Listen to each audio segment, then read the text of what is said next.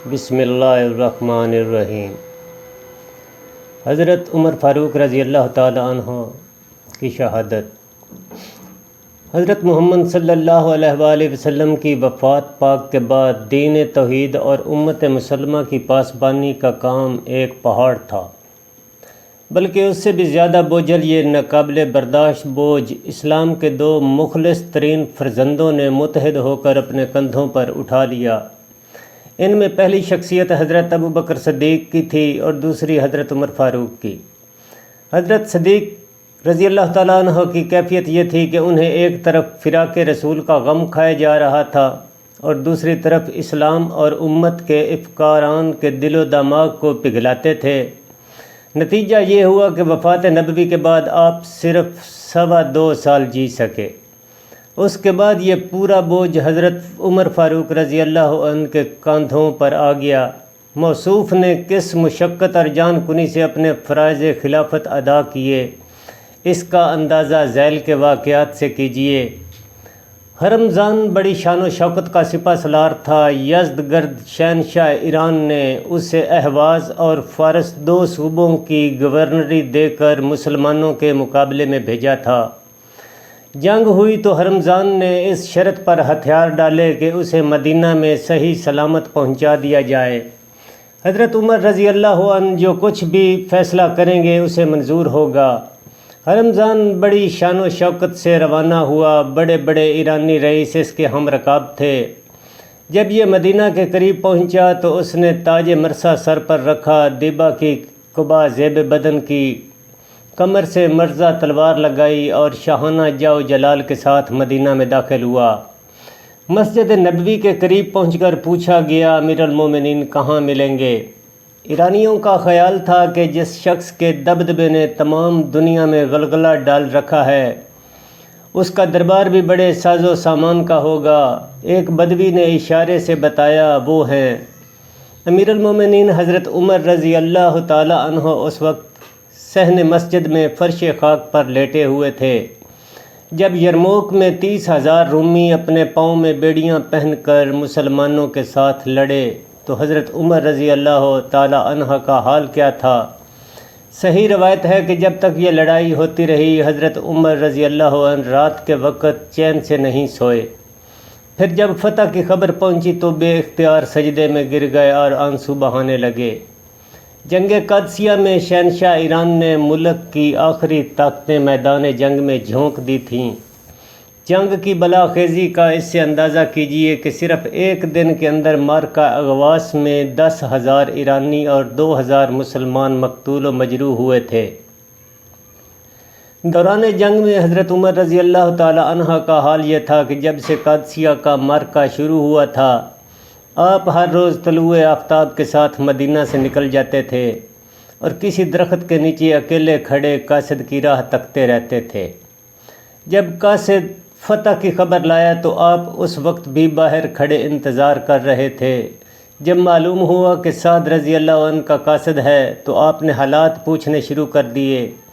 قاصد اونٹ بگائے جاتا تھا، حالات بیان کرتا جاتا تھا اور حضرت عمر رکاب کے ساتھ دوڑتے جاتے تھے۔ جب شہر کے اندر مسلمانوں نے انہیں امیر المومنین کہہ کر پکارنا شروع کیا تو قاصد حیرت زدہ رہ گیا کہ آپ ہی رسول اللہ کے جانشین ہیں۔ اب قاصد کہتا تھا کہ امیر المومنین آپ نے اپنا نام کیوں نہ بتایا کہ میں اس گستاخی کا مرتکب نہ ہوتا، مگر آپ فرماتے تھے یہ نہ کہو، اپنی اصلی بات جاری رکھو۔ قاصد بیان کرتا گیا اور آپ اسی طرح رکاب کے ساتھ ساتھ چل کر گھر تشریف لائے۔ جب خلافت کی ذمہ داری قبول فرما چکے تو مسلمانوں کو مسجد نبوی میں جمع کر کے ارشاد فرمایا، مسلمانوں مجھے تمہارے مال میں اس قدر حق ہے جس قدر کہ یتیم کے سرپرست کو یتیم کے مال میں ہوتا ہے۔ اگر میں دولت مند ہوا تو کچھ معاوضہ نہیں لوں گا، اگر تہی دست ہوا تو صرف کھانے کا خرچ لوں گا، پھر بھی مجھ سے برابر باز پرس کرتے رہنا کہ میں نہ تو بے جا طور پر جمع کروں اور نہ بے جا طور پر خرچ کر سکوں۔ بیماری میں شہد کی ضرورت ہوئی تو مسجد نبوی میں سب کو جمع کر کے درخواست کی، اگر آپ لوگ اجازت دیں تو بیت المال سے تھوڑا سا شہد لے لوں۔ لوگوں نے منظور کیا تو شہد لیا۔ رات رات بھر نمازیں پڑھتے تھے اور اس قدر روتے تھے کہ روتے روتے ہچکی بند جاتی تھی۔ آنسوؤں کی روانی سے چہرہ اقدس پر 2 سیاہ لکیریں پڑ گئی تھیں۔ حضرت عبداللہ بن شداد رضی اللہ عنہ فرماتے ہیں کہ ایک دفعہ حضرت عمر نماز پڑھا رہے تھے، جب قرات کرتے ہوئے آیت پاک انما اشکو بثی و حزنی الی اللہ پر پہنچے تو اس زور سے روئے کہ لوگ مضطرب ہو گئے۔ امام حسن رضی اللہ عنہ سے روایت ہے کہ حضرت عمر نماز پڑھ رہے تھے، جب اس آیت پر پہنچے ان عذاب ربک لواقع ما لہ من دافع تو اس قدر روئے کہ روتے روتے آنکھیں سوج گئی۔ بعض دفعہ لوگوں کو شبہ ہوتا تھا کہ فرط غم سے آپ کا دل چھوٹ جائے گا اور آپ بچیں گے نہیں۔ کئی دفعہ حالات اس قدر رقیق ہو جاتے کہ کئی دن تک لوگ بیمار پرسی کرنے آتے تھے۔ ایک صحابی ان اعمال حسنہ کا ذکر کر رہے تھے جو انہوں نے رسول اللہ کے ساتھ مل کر انجام دیے تھے۔ حضرت عمر بے قرار ہو گئے اور ارشاد فرمایا مجھے اس ذات پاک کی قسم جس کے ہاتھ میں میری جان ہے، میں تو اسی کو غنیمت سمجھتا ہوں کہ اگر اجر نہ ملے تو عذاب سے ہی بچ جاؤں۔ ایک راستے پر سے گزر رہے تھے کہ کچھ خیال آیا، وہیں آپ زمین کی طرف جھکے اور ایک تنکا اٹھا لیا، پھر ارشاد فرمایا اے کاش میں اس تنکے کی طرح خس و خاشاک ہوتا، اے کاش میں پیدا ہی نہ کیا جاتا، اے کاش میری ماں مجھے نہ جنتی۔ ایک دفعہ موقع پر فرمایا اگر آسمان سے ندا آئے کہ ایک آدمی کے سوا دنیا کے تمام لوگ بخش دیے گئے ہیں تب بھی میرا خوف زائل نہیں ہوگا، میں سمجھوں گا شاید وہ ایک بدبخت انسان میں ہوں گا۔ ان خیالات نے آپ کی معاشی زندگی میں بڑی تکلیف پیدا کر دی تھی۔ آپ روم اور ایران کے شہنشاہ بن چکے تھے، پھر بھی آپ سے فکر و فاقہ کی زندگی نہ چھٹی۔ لوگ اس کو محسوس کرتے تھے مگر آپ راضی برضا تھے۔ ایک دن آپ کی صاحبزادی ام المومنین حضرت حفصہ رضی اللہ عنہ جرأت کر کے یہ کہہ رہی دیا والد محترم خدا نے آپ کو بڑا درجہ دیا ہے، آپ کو اچھے لباس اور اچھی غذا سے پرہیز نہ کرنا چاہیے۔ ارشاد فرمایا اے جان پدر، معلوم ہوتا ہے کہ تم رسول اللہ صلی اللہ علیہ وآلہ وسلم کے فکر و فاقہ کو بھول گئی ہو۔ خدا کی قسم میں انہی کے نقش قدم پر چلوں گا تاکہ آخرت کی مسرت حاصل کروں۔ اس کے بعد آپ نے رسول اللہ صلی اللہ علیہ وآلہ وسلم کی تنگ دستی کا ذکر چھیڑ دیا، یہاں تک کہ حضرت حفصہ رضی اللہ عنہ بے قرار ہو کر رونے لگی۔ ایک دفعہ یزید بن سفیان نے آپ کی دعوت کی، جب دسترخوان پر بعض اچھے کھانے آئے تو آپ نے ہاتھ کھینچ لیا اور فرمایا اس ذات کی قسم جس کے ہاتھ میں میری جان ہے، اگر تم رسول اللہ صلی اللہ علیہ وآلہ وسلم کا طریقہ چھوڑ دو گے تو ضرور بھٹک جاؤ گے۔ صحابہ رضی اللہ عنہ نے آپ کے جسم مبارک پر کبھی نرم کپڑا نہیں دیکھا تھا۔ آپ کے کرتے میں 12 پیوند لگے ہوتے تھے، سر پر پھٹا امامہ ہوتا تھا اور پاؤں میں پھٹی جوتی ہوتی تھی۔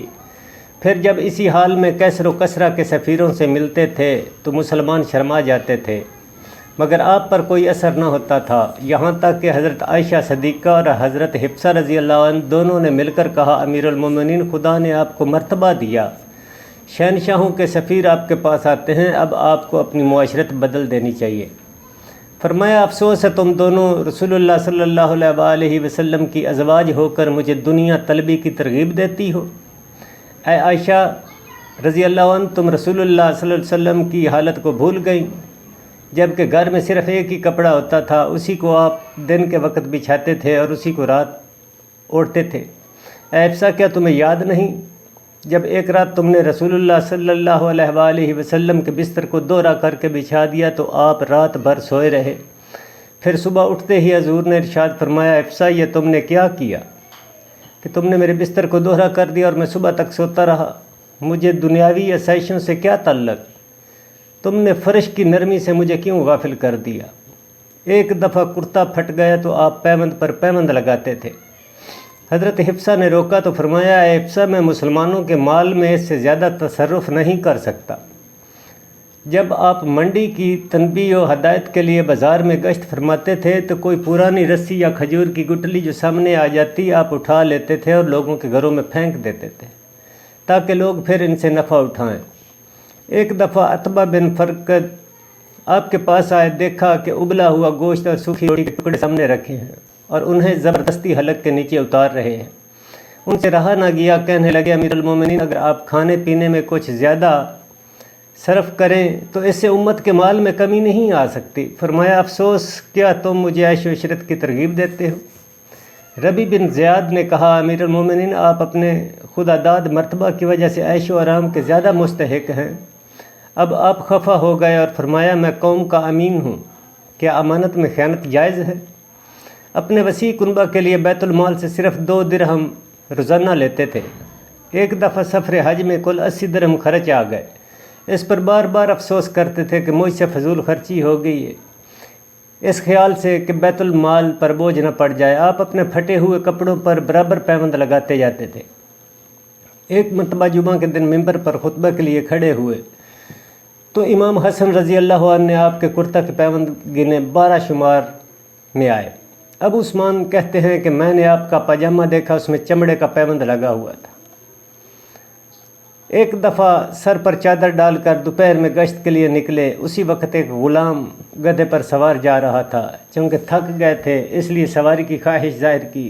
غلام فوراً اتر پڑا اور گدھا پیش کیا۔ فرمایا میں تمہیں اس قدر تکلیف نہیں دے سکتا، تم بدستور سوار ہو، میں پیچھے بیٹھ جاتا ہوں۔ اسی حالت میں مدینہ منورہ کے اندر داخل ہوئے۔ لوگ حیران ہوتے تھے کہ غلام آگے بیٹھا ہے اور امیر المومنین اس کے پیچھے سوار ہے۔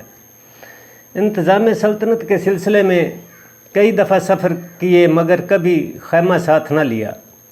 ہمیشہ درخت کے سائے میں ٹھہرتے تھے اور فرش خاک پر اپنا بستر جما لیتے تھے۔ کبھی کسی درخت پر اپنا کمبل تان لیتے تھے اور دوپہر کاٹ لیتے تھے۔ 18 ہجری میں قحط پڑا۔ اس وقت حضرت عمر کی بے قراری قابل دید تھی۔ گوشت، گھی اور تمام دوسری مرغوب غذائیں ترک فرما دی۔ ایک دن اپنے بیٹے کے ہاتھ میں خربوزہ دیکھا تو سخت خفا ہوئے۔ کہنے لگے مسلمان بھوک کے مر رہے ہیں اور تم میوے کھاتے ہو۔ چونکہ گھی کی بجائے روغن زیتون کھانا شروع کر دیا تھا۔ اس واسطے ایک روز شکم مبارک میں کرم ہوا۔ آپ نے پیٹ میں انگلی چبھو کر فرمایا جب تک ملک میں قحط ہے تمہیں یہی کچھ ملے گا۔ اکرمہ بن خالد کہتے ہیں کہ مسلمانوں کے ایک وفد نے مل کر عرض کیا کہ اگر جناب ذرا بہتر کھانا کھایا کریں تو اللہ تعالیٰ کے کام میں اور زیادہ قوی ہو جائیں گے۔ آپ نے پوچھا کیا یہ تمہاری ذاتی رائے ہے؟ جیسا مسلمان اس کا تقاضا کرتے ہیں۔ عرض کیا گیا یہ سب مسلمانوں کی متفقہ رائے ہے۔ فرمایا میں تمہاری خیر خواہی کا مشکور ہوں مگر میں اپنے 2 پیش رو کی شاہراہ ترک نہیں کر سکتا۔ مجھے ان کی ہم نشینی یہاں کی لذتوں سے زیادہ مرغوب ہے۔ جو لوگ محاذ جنگ پر ہوتے ان کے گھروں پر جاتے اور عورتوں سے پوچھ کر انہیں بازار سے سودا سلف لا دیتے۔ اہل فوج کے خطوط آتے تو خود گھروں میں پھر کر پہنچاتے۔ جس گھر میں کوئی پڑھا لکھا نہ ہوتا وہاں خود ہی چوکر پر بیٹھ جاتے اور گھر والے جو کچھ لکھاتے لکھ دیتے۔ حضرت طلحہ رضی اللہ عنہ سے روایت ہے کہ ایک روز صبح سویرے مجھے شک ہوا کہ سامنے کے جھونپڑے میں حضرت عمر تشریف فرما ہے۔ پھر خیال آیا امیر المومنین کا یہاں کیا کام؟ دریافت کرنے سے معلوم ہوا کہ یہاں ایک نابینا ضعیفہ رہتی ہے اور حضرت عمر روزانہ اس کی خبرگیری کے لیے آتے ہیں۔ یہ تھی فاروق اعظم رضی اللہ عنہ کی روزانہ زندگی۔ اللہ کا بے پناہ خوف، مسلمانوں کی بے پناہ خدمت، شب و روز کی بے پناہ مصروفیتیں، ان سب پر مستزادیہ کہ ایک رات بھی پاؤں پھیلا کر نہ سوتے تھے اور ایک وقت بھی سیر ہو کر نہ کھاتے تھے۔ نتیجہ یہ ہوا کہ جسم پاک روز بروز تحلیل ہوتا گیا، قوت گھٹ گئی، جسم مبارک سوکھ گیا اور بڑھاپے سے بہت پہلے بڑھاپا محسوس کرنے لگے۔ ان ایام میں اکثر فرمایا کرتے اگر کوئی دوسرا شخص بار خلافت اٹھا سکتا تو خلیفہ بننے کی بجائے مجھے یہ بہت زیادہ پسند تھا کہ میری گردن اڑا دی جائے۔ 23 ہجری میں کرمان، سجستان، مکران اور اصفہان کے علاقے فتح ہوئے۔ گویا سلطنت اسلامی کی حدود مصر سے بلوچستان تک وسیع ہو گئی۔ اسی سال آپ نے آخری حج فرمایا۔ حج سے واپس تشریف لا رہے تھے، راہ میں ایک مقام پر ٹھہر گئے اور بہت سی کنکریاں جمع کر کے ان پر چادر بچھائی۔ پھر چت لیٹ کر آسمان کی طرف ہاتھ اٹھائے اور دعا کرنے لگے، خداوند اب میری عمر زیادہ ہو گئی ہے، میرے قوا کمزور پڑ گئے ہیں اور میری رعایا ہر جگہ پھیل گئی ہے۔ اب تو مجھے اسی حالت میں اٹھا لے کہ میرے اعمال برباد نہ ہوں اور میری عمر کا پیمانہ اعتدال سے متجاوز نہ ہو۔ کعب رضی اللہ عنہ بن احبار نے کہا میں تورات میں یہ دیکھتا ہوں کہ آپ شہید ہوں گے۔ آپ نے فرمایا کیسے ممکن ہے عرب میں رہتے ہوئے شہید ہو جاؤں؟ پھر دعا فرمایا خداوند مجھے اپنے راستے میں شہادت عطا کر، اپنے محبوب کے مدینہ کے حدود کے اندر پیغام اجل ارزانی فرما۔ ایک دن خطبہ جمعہ میں ارشاد فرمایا میں نے خواب میں دیکھا ہے کہ ایک مرغ آیا ہے اور مجھ پر ٹھونگے مار رہا ہے۔ اس کی تعبیر یہی ہو سکتی ہے کہ اب میری موت کا زمانہ قریب آ گیا، میری قوم مطالبہ کر رہی ہے کہ میں اپنا ولی عہد مقرر کروں۔ یاد رکھو کہ میں موت کا مالک ہوں، نہ دین اور خلافت کا۔ خدا تعالیٰ اپنے دین اور خلافت کا خود محافظ ہے، وہ انہیں کبھی ضائع نہیں کرے گا۔ زہری رحمۃ اللہ علیہ کہتے ہیں کہ حضرت عمر رضی اللہ تعالیٰ عنہ نے حکم دیا کہ کوئی مشرک جو بالغ ہو مدینہ منورہ میں داخل نہیں ہو سکتا۔ اس سلسلہ میں حضرت مغیرہ بن شعبہ گورنر کوفہ نے آپ کو لکھا کہ یہاں کوفہ میں فیروز نامی ایک بہت ہوشیار نوجوان ہے اور وہ نقاشی، بخاری اور آہن گری میں بڑی مہارت رکھتا ہے۔ اگر آپ اسے مدینہ میں داخلے کی اجازت عطا کریں تو وہ مسلمانوں کے بہت کام آئے گا۔ حضرت عمر نے حکم دیا کہ اس کو بھیج دیا جائے۔ فیروز نے مدینہ پہنچ کر شکایت کی کہ مغیرہ بن شعبہ نے مجھ پر بہت زیادہ ٹیکس لگا رکھا ہے، آپ کام کرا دیجئے۔ حضرت عمر نے فرمایا کتنا ٹیکس ہے؟ فیروز کہنے لگے 2 درہم روزانہ 7 آنے۔ حضرت عمر نے کہا تمہارا پیشہ کیا ہے؟ فیروز نے کہا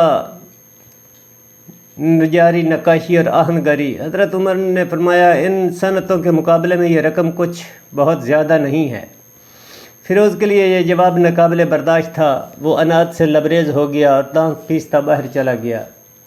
وہ کہہ رہا تھا کہ امیر المومنین میرے سوا ہر ایک کا انصاف کرتے ہیں۔ چند روز کے بعد حضرت موصوف نے اسے پھر یاد فرمایا اور پوچھا میں نے سنا ہے کہ تم ایک چکی تیار کر سکتے ہو جو ہوا سے چلے۔ فیروز نے ترش روئی سے جواب دیا کہ میں تمہارے لیے ایک ایسی چکی تیار کروں گا جسے یہاں کے لوگ کبھی نہیں بھولیں گے۔ فیروز رخصت ہو گیا تو آپ نے فرمایا یہ نوجوان مجھے قتل کی دھمکی دے گیا ہے۔ دوسرے روز ایک 2 دھارا خنجر جس کا قبضہ وسط میں تھا آستین میں چھپایا اور صبح سویرے مسجد کے گوشے میں آ بیٹھا۔ مسجد میں کچھ لوگ صفیں سیدھی کرنے پر مقرر تھے۔ جب وہ صفیں سیدھی کر لیتے تھے تو حضرت عمر رضی اللہ تعالی عنہ تشریف لاتے اور امامت کراتے تھے۔ اس روز بھی اسی طرح ہوا۔ جب صفیں سیدھی ہو چکی تو حضرت عمر امامت کے لیے آگے بڑھے اور جو ہی نماز شروع کی فیروز نے دفعتاً گھات میں نکل کر 6 وار کیے، جن میں ایک ناف کے نیچے پڑا۔ دنیا نے اس دردناک ترین حالت میں خدا پرستی کا ایک عجیب نظارہ دیکھا۔ اس وقت جب کہ حضرت عمر رضی اللہ تعالی عنہ اپنے قدموں پر گر رہے تھے، آپ نے حضرت عبد الرحمن بن عوف کا ہاتھ پکڑ کر اپنی جگہ پر کھڑا کر دیا اور خود وہیں زخموں کے صدمے سے زمین پر گر پڑے۔ حضرت عبد الرحمن بن عوف نے اس حالت میں نماز پڑھائی کہ امیر المومنین حضرت فاروق اعظم سامنے پڑے تڑپ رہے تھے۔ فیروز نے اور لوگوں کو بھی زخمی کیا لیکن آخر وہ پکڑا گیا اور اسی وقت اس نے خودکشی کر لی۔ حضرت فاروق اعظم کو اٹھا کر گھر لایا گیا۔ آپ نے سب سے پہلے یہ دریافت فرمایا کہ میرا قاتل کون تھا؟ لوگوں نے عرض کیا فیروز۔ اس جواب سے چہرہ انور پر بشاشت ظاہر ہوئی اور زبان مبارک سے فرمایا الحمدللہ میں کسی مسلمان کے ہاتھ سے قتل نہیں ہوا۔ لوگوں کا خیال تھا کہ زخم چنداں کاری نہیں اس لیے شفا ہو جائے گی، چنانچہ ایک طبیب بلایا گیا، اس نے نبیذ اور دودھ پلایا مگر یہ دونوں چیزیں زخم کی راہ سے باہر آ گئیں۔ اس سے تمام مسلمانوں پر افسردگی طاری ہو گئی اور سمجھے کہ اب عمر رضی اللہ تعالیٰ عنہ جان بر نہ ہو سکیں گے۔ حضرت عمر تنہا زخمی نہیں ہوئے، ایسا معلوم ہوتا تھا کہ پورا مدینہ زخمی ہو گیا۔ خلافت اسلامیہ زخمی ہو گئی ہے، اس سے بھی زیادہ یہ کہ خود اسلام زخمی ہو گیا۔ غم میں ڈوبے ہوئے لوگ آپ کی عیادت کے لیے آتے تھے اور بے اختیار آپ کی تعریفیں کرتے تھے۔ حضرت ابن عباس رضی اللہ عنہ آئے اور بے اختیار آپ کے فضائل و اوصاف بیان کرنے لگے۔ ارشاد فرمایا اگر آج میرے پاس دنیا بھر کا سونا بھی موجود ہوتا تو میں اسے خوف قیامت سے رستگاری حاصل کرنے کے لیے قربان کر دیتا۔ جب تک حضرت عمر فاروق مسلمانوں کی آنکھوں کے سامنے تھے انہیں نئے انتخاب کا تصور تک نہیں ہوا۔ وہ یوں سمجھتے تھے کہ شاید اسلام کا یہ سب سے بڑا خادم یوں ہی عرصہ دراز تک امت رسول کی حفاظت کرتا رہے گا۔ جب عمر فاروق رضی اللہ عنہ ناگہاں بستر پر گر پڑے تو مسلمانوں کو اب پہلی دفعہ اپنی بے بسی اور اسلام کی تنہائی کا احساس ہوا۔ اب ہر مسلمان کو سب سے پہلے فکر یہی تھی کہ اب حضرت عمر کے بعد اس امت کا محافظ کون ہوگا۔ جتنے بھی لوگ خبر گیری کے لیے آتے تھے یہی عرض کرتے تھے امیر المومنین آپ اپنا جانشین مقرر کرتے جائیے۔ آپ مسلمانوں کا یہ تقاضا سنتے تھے اور چپ ہو جاتے تھے۔ آخر ارشاد فرمایا کیا تم یہ چاہتے ہو کہ موت کے بعد بھی یہ بوجھ میرے ہی کندھوں پر رہے؟ یہ نہیں ہو سکتا۔ میری آرزو صرف یہی ہے کہ میں اس مسئلے سے اس طرح الگ ہو جاؤں کہ میرے عذاب و ثواب کے دونوں پلڑے برابر رہ جائیں۔ حضرت فاروق اعظم نے انتخاب خلافت کے مسئلے پر مدتوں غور فرمایا تھا اور وہ اکثر اسی کو سوچا کرتے تھے کہ لوگوں نے متعدد مرتبہ ان کو اس حالت میں دیکھا تھا کہ سب سے الگ متفکر بیٹھے ہوئے ہیں اور کچھ سوچ رہے ہیں۔ دریافت کیا جاتا تو ارشاد فرماتے میں خلافت کے معاملے میں حیران ہوں، کچھ نہیں سوچتا۔ بارہا کے غور و فکر کے بعد بھی ان کی نظر کسی ایک شخص پر جمتی نہیں تھی۔ بارہا ان کے منہ سے ایک بے ساختہ آہ نکل جاتی تھی، افسوس مجھے اس بار کا کوئی اٹھانے والا نظر نہیں آتا۔ ایک شخص نے کہا آپ عبداللہ بن عمر رضی اللہ عنہ کو خلیفہ کیوں نہیں مقرر کر دیتے؟ فرمایا اے شخص خدا تجھے غارت کرے، واللہ میں نے کبھی خدا سے یہ استدعا نہیں کی۔ کیا میں ایسے شخص کو خلیفہ بنا دوں جس میں اپنی بیوی کو طلاق دینے کی بھی صحیح قابلیت موجود نہیں ہے؟ اسی سلسلے میں فرمایا میں اپنے ساتھیوں کو خلافت کی ہرس میں مبتلا دیکھ رہا ہوں۔ ہاں اگر آج سالم مولا ابو حذیفہ رضی اللہ عنہ یا ابو عبیدہ بن جراح زندہ ہوتے تو میں ان کے متعلق کہہ سکتا تھا۔ اس ارشاد مبارک سے معلوم ہوتا ہے کہ آپ کو بہت زیادہ پسند تھا کہ انتخاب خلافت کے مسئلے کو چھوئے بغیر اس دنیا کو عبور کر جائیں، لیکن مسلمانوں کا اصرار روز بروز بڑھتا چلا گیا۔ آخر آپ نے فرمایا کہ میرے انتقال کے بعد عثمان، علی، طلحہ، زبیر، عبد الرحمن بن عوف اور سعد بن وقاص رضی اللہ عنہ 3 دن کے اندر جس شخص کو منتخب کر لیں اسی کو خلیفہ مقرر کیا جائے۔ سفر آخرت کی تیاری۔ آخری گھڑیوں میں اپنے صاحبزادے عبداللہ کو طلب فرمایا، وہ حاضر ہو گئے تو ارشاد فرمایا عبداللہ حساب کرو مجھ پر قرض کتنا ہے؟ حساب لگا کر بتایا گیا 86,000 درہم۔ فرمایا یہ قرض آل عمر رضی اللہ عنہ کے حساب سے ادا کیا جائے، اگر ان میں استطاعت نہ ہو تو خاندان عدی سے امداد لی جائے، اگر پھر بھی ادا نہ ہو کل قریش سے لیا جائے، لیکن قریش کے علاوہ دوسروں کو تکلیف نہ دی جائے۔ حضرت عمر کے غلام نافع سے روایت ہے کہ حضرت عمر پر قرض کیونکہ رہ سکتا تھا جبکہ ان کے ایک وارث نے اپنا حصہ وراثت 1 لاکھ میں بیچا۔ دوسری روایت یہ ہے کہ حضرت عمر کا مسکونہ مکان بیچ ڈالا گیا جس کو امیر معاویہ نے خریدا اور قرض ادا ہو گیا۔ تصفیہ قرض کے بعد بیٹے سے فرمایا تم ابھی ام المومنین حضرت عائشہ صدیقہ رضی اللہ عنہ کے پاس جاؤ اور ان سے التماس کرو۔ عمر رضی اللہ عنہ چاہتا ہے کہ اسے اپنے 2 رفیقوں کے پاس دفن ہونے کی اجازت دی جائے۔ عبداللہ بن عمر نے آپ کا یہ پیغام حضرت عائشہ صدیقہ کو پہنچایا تو وہ بے حد درد مند ہوئیں اور فرمایا میں نے یہ جگہ اپنے لیے محفوظ رکھی تھی مگر آج میں عمر رضی اللہ عنہ کو اپنے ذات پر ترجیح دیتی ہوں۔ جب بیٹے نے آپ کو حضرت عائشہ کی منظوری کی اطلاع دی تو بے حد خوش ہوئے اور اس آرزو کی قبولیت پر بصد خلوص نیاز شکر ادا کرنے لگے۔ اب کرب و تکلیف کی حالت شروع ہو چکی تھی۔ اسی حالت میں لوگوں سے مخاطب ہو کر ارشاد فرمایا جو شخص خلیفہ منتخب ہو وہ 5 جماعتوں کے حقوق کا لحاظ رکھے، مہاجرین کا، انصار کا، اعراب کا، ان اہل عرب کا جو دوسرے شہروں میں جا کر آباد ہوئے ہیں، اور اہل ذمہ کا۔ پھر ہر جماعت کے حقوق کی تشریح فرمائی اور اہل ذمہ کے متعلق ارشاد فرمایا میں خلیفہ وقت کو وصیت کرتا ہوں کہ وہ خدا تعالیٰ اور محمد صلی اللہ علیہ وسلم کی ذمہ داری کا لحاظ رکھے اور اہل ذمہ کے تمام معاہدات پورے کیے جائیں، ان کے دشمنوں سے لڑا جائے اور انہیں طاقت سے زیادہ تکلیف نہ دی جائے۔ انتقال سے تھوڑا عرصہ پہلے اپنے بیٹے عبداللہ سے ارشاد فرمایا میرے کفن میں بے جا صرف نہ کرنا، اگر میں اللہ کے ہاں بہتر ہوں تو مجھے از خود بہتر لباس مل جائے گا، اگر بہتر نہیں ہوں تو بہتر کفن بے فائدہ ہے۔ پھر فرمایا میرے لیے لمبی چوڑی قبر نہ کھدوائی جائے، اگر میں اللہ تعالیٰ کے ہاں مستحق رحمت ہوں تو از خود میری قبر حد نگاہ تک وسیع ہو جائے گی، اگر مستحق رحمت نہیں ہوں تو قبر کی وسعت میرے عذاب کی تنگی کو دور نہیں کر سکتی۔ پھر فرمایا میرے جنازے کے ساتھ کوئی عورت نہ چلے، مجھے مصنوعی صفات سے یاد نہ کیا جائے، جب میرا جنازہ تیار ہو جائے تو مجھے جلد قبر میں پہنچا دیا جائے، اگر میں مستحق رحمت ہوں تو مجھے رحمت ازدی تک پہنچانے میں جلدی کرنی چاہیے، اگر مستحق عذاب ہوں تو ایک برے آدمی کا بوجھ جس قدر جلد سے جلد کندھوں سے اتار پھینکا جائے اسی قدر بہتر ہوگا۔ ان درد انگیز وصایا کے تھوڑے ہی عرصے بعد فرشتہ اجل سامنے آ گیا اور آپ جاں بحق تسلیم ہو گئے۔ یہ ہفتہ کا دن تھا 42 ہجری، اس وقت عمر 63 برس کی تھی۔ حضرت صہیب رضی اللہ عنہ نے نماز جنازہ پڑھائی۔